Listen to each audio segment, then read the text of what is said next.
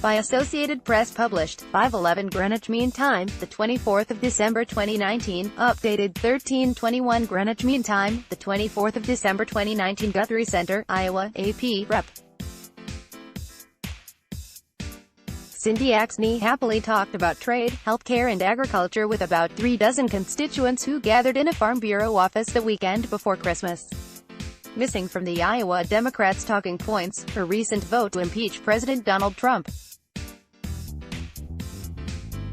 Over the course of an hour, the issue that most clearly represents Washington's Trump-era polarization came up just once. And even then, it was from a questioner who thanked Axne for supporting the 2 articles that cleared the House last week in a party-line vote. Axne seemed a little surprised by the muted reaction. "I thought we'd have more," she told the Associated Press.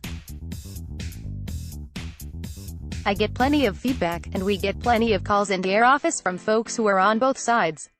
It was a stark difference from one of the last times Axne was back in her congressional district, which stretches from the state capital Des Moines across rural, southwestern Iowa.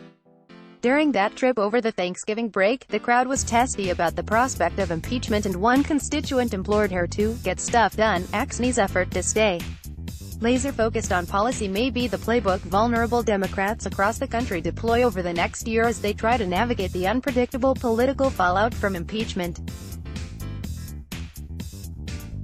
Trump and his Republican allies insist voters will punish Democrats who backed impeachment. But the notable lack of protest at Axne's event could give Democrats hope they can survive one of the most controversial votes they've had to take in recent memory. In this Saturday, December 21, 2019, photo, Rep. Cindy Axne, D. Iowa, speaks to constituents about her vote on the USMCA trade deal in Guthrie Center, Iowa. Axne, who represents a district Donald Trump won in 2016, has been targeted by Republicans for her support of the impeachment proceedings, but at the town hall none of her constituents raised her vote against the president. AP photo, Alexandra Jaffe. "Iowans care about the issues," Axne said. "They might not agree with my vote on impeachment, but they have bigger things to worry about." Iowa's 3rd District went for President Barack Obama in 2012 by about 4 percentage points before Trump won it in 2016 by the same margin.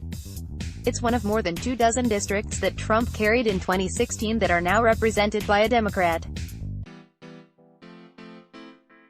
Axne won the seat last year by about 2 percentage points, with less than 50% of the vote.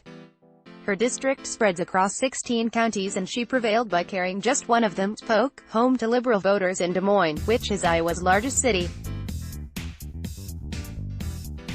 That makes Axne an enticing target for Republicans looking for any path to regain the House majority next year. She's facing a potential rematch against David Young, the GOP incumbent she deposed.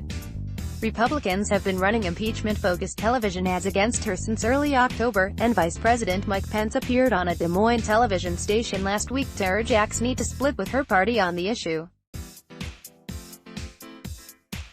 Young said the impeachment vote will be a potent one because it proves that she's not who she said she'd be when she ran. She ran as a pragmatic, middle-of-the-road problem solver, and now votes with Democrats a majority of the time, he argued.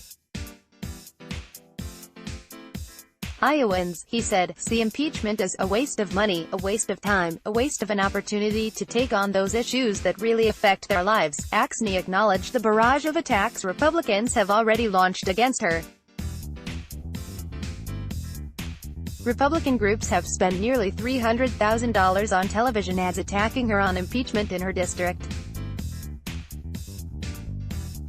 "I'm going to be up against that for the next year.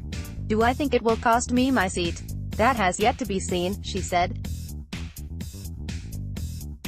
Glenn Hurst, the Democratic chair in Iowa's 3rd District, said he and other Iowa Democrats are concerned that impeachment could hurt them up and down the ballot. "It'd be foolish not to have some concern, knowing that there are people who are really on both ends of the spectrum, as well as people in the middle, who aren't able to weed out the rightness of the action Trump took," he said. Still, Hurst expressed optimism that Democrats have explained their case well enough, pointing to the response at the Saturday town hall as evidence. I think if we were gonna see backlash, we'd be seeing it now. It was almost a shrug of the shoulders here, he said.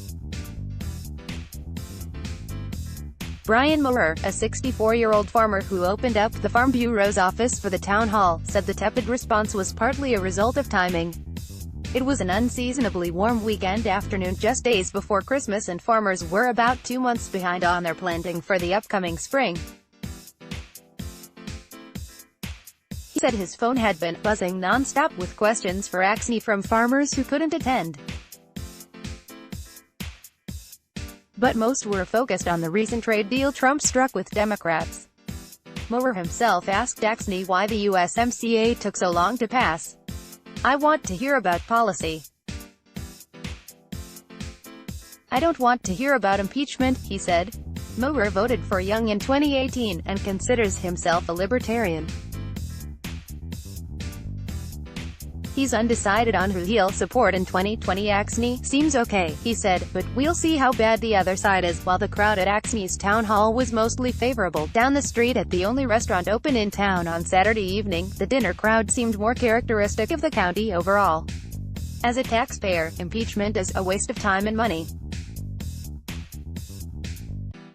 The Democrats have not done anything in the last 3 years, and they could have done this USMCA a year ago, but they didn't. They drug it out, said 68-year-old Cleet Steenson, who came to enjoy dinner with his wife. Steenson, a farmer himself, had been working all day, or I would have come in and given her a piece of my mind, he said of Axne's town hall.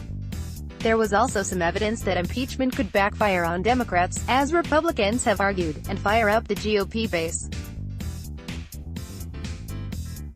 Joyce Strack, a 57-year-old nurse, called the impeachment proceedings a witch hunt, language Trump has also used in describing the effort. "I think it's ridiculous what the Democrats are doing," she said. "They're just for themselves. They're not worried about people." Strack didn't vote in 2016, but she's thinking seriously about it in 2020. She's been happy with Trump's presidency, and after watching the impeachment hearings, she thinks he deserves defending. "It just made me feel stronger about Donald Trump," she said. "Let's block ads." "Why?"